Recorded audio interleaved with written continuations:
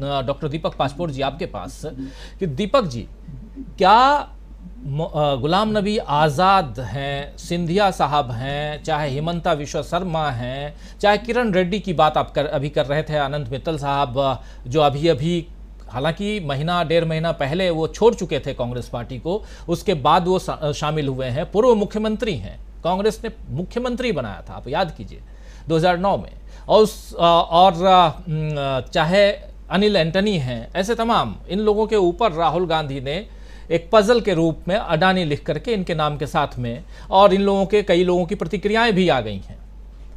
दूसरी तरफ राहुल गांधी अडानी और 20,000 करोड़ रुपए शेल कंपनियों में किसके पैसे हैं ये पूछ रहे हैं। आज अडानी ने एक फाइनेंशियल टाइम्स में एक रिपोर्ट छपी थी, उस रिपोर्ट का जवाब दिया है, और उस रिपोर्ट में 2 पन्ने का जवाब है और उसमें कई सारे सवालों का जवाब और कई सारे सवाल पेश किए हैं। सोशल मीडिया पे वो भी काफ़ी वायरल हो रहा है।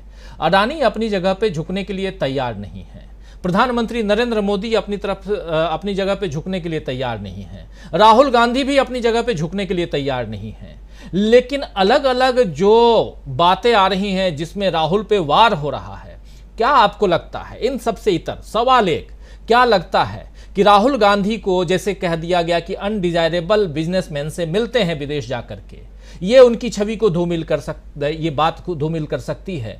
राहुल गांधी जाकर विदेश में देश के लोकतंत्र की हत्या की बात करते हैं, यानी देश की छवि को खराब करते हैं, क्या इससे राहुल गांधी की छवि खराब हुई है? मतलब 7 सितंबर 2022 को जब भारत जोड़ो यात्रा शुरू हुई, वहां से लेकर के आज की तारीख में क्या लगता है, और खासकर 7 फरवरी को जब राहुल गांधी भाषण देते हैं संसद के अंदर और उसमें भी अडानी को लेकर के वार करते हैं प्रधानमंत्री नरेंद्र मोदी पर, तो क्या उस वहां से लेकर के अभी तक राहुल गांधी की छवि धूमिल हुई है? क्या राहुल गांधी को जो कहने बताने पप्पू तक बनाने की कोशिश हुई, क्या दोबारा राहुल गांधी उस दिशा में जाते हुए दिख रहे हैं, या राहुल गांधी की छवि दूसरे दिशा में जा रही है? जरा इसका विश्लेषण करिए।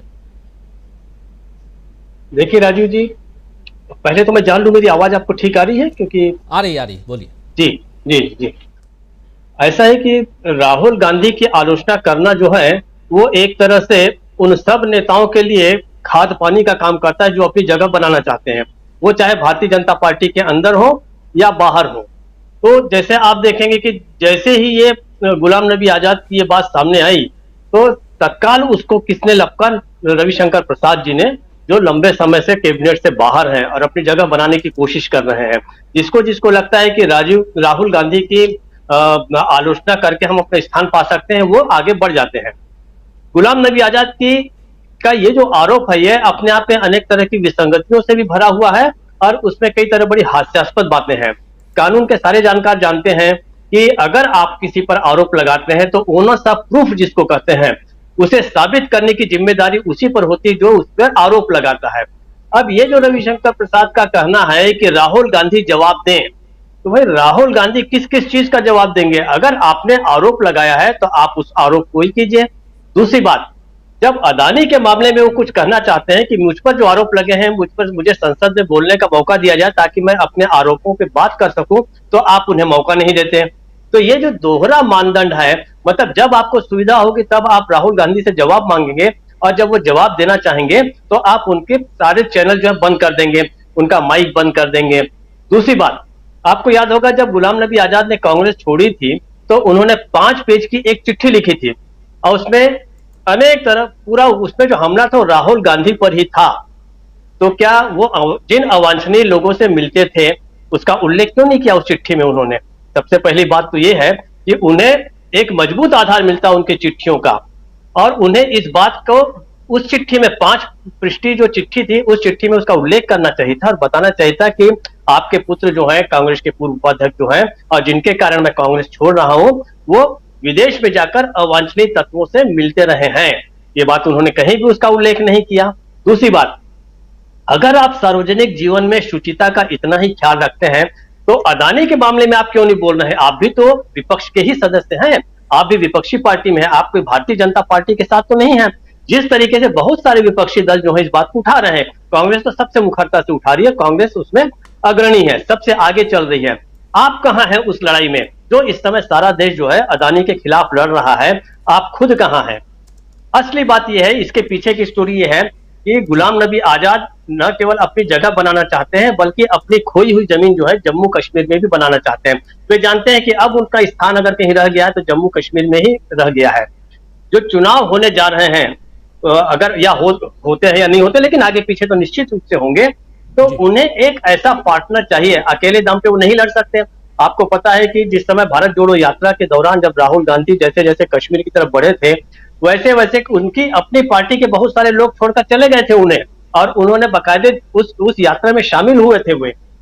तो गुलाम नबी आजाद के पास इस समय दो चीजों की भारी किल्लत है। पहली, उनके अपने लोगों की किल्लत है, कमी है उनके पास।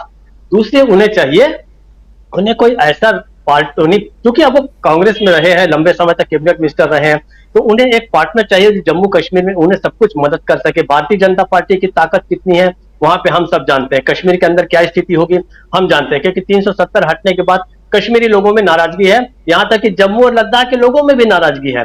तो कश्मीर में जब चुनाव अगर होता है तो गुलाम नबी आजाद को जो है एक ऐसा मददगार चाहिए, एक ऐसी पार्टी चाहिए जो उन्हें एक तो राष्ट्रीय स्तर पे उन्हें प्रासंगिक साबित करे, और दूसरा फंडिंग की भी निश्चित रूप से बहुत कमी होगी गुलाम नबी आजाद के पास। तो वो भी उस मदद के लिए भी उन्हें कोई ऐसी पार्टी चाहिए। तो उनके लिए तो भारतीय जनता पार्टी ही है। अब भारतीय जनता पार्टी की नजरों में आपको चढ़ना है तो उसका सबसे आसान शॉर्टकट और सर्वोत्तम तरीका यह है कि आप राहुल गांधी पे हमला कर दीजिए। तो गुलाम नबी आजाद की ये जो किताब आई है, ये ऐसे वक्त पे आई है। लेकिन अब ऐसा हो गया है कि राहुल गांधी जिस अपनी छवि को तोड़ के निकल चुके हैं, उनके बारे में सब कुछ कहा गया, लेकिन आप देखिए कि जनता के बीच उसका बहुत असर नहीं पड़ा है।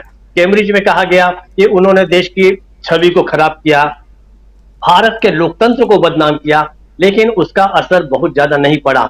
ये अलग बात है कि भारतीय जनता पार्टी के अपने जो लोग हैं, उनकी जो ट्रोल आर्मी है, वो जो कुछ बातें कहती रहे वो कहें, उन्हें कोई दिक्कत नहीं है। और उसको लेकिन जनता बहुत ज्यादा अब स्वीकार नहीं कर रही, क्योंकि इस बीच बहुत सारी चीजें खुल गई हैं।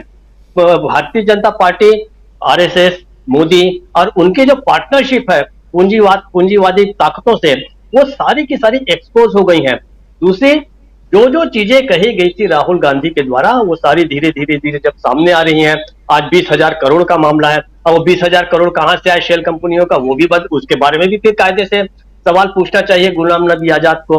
ठीक है, आपने किताब जब पूरी की होगी, जब वो प्रकाशन के लिए गई होगी, तब ये मुद्दे नहीं थे।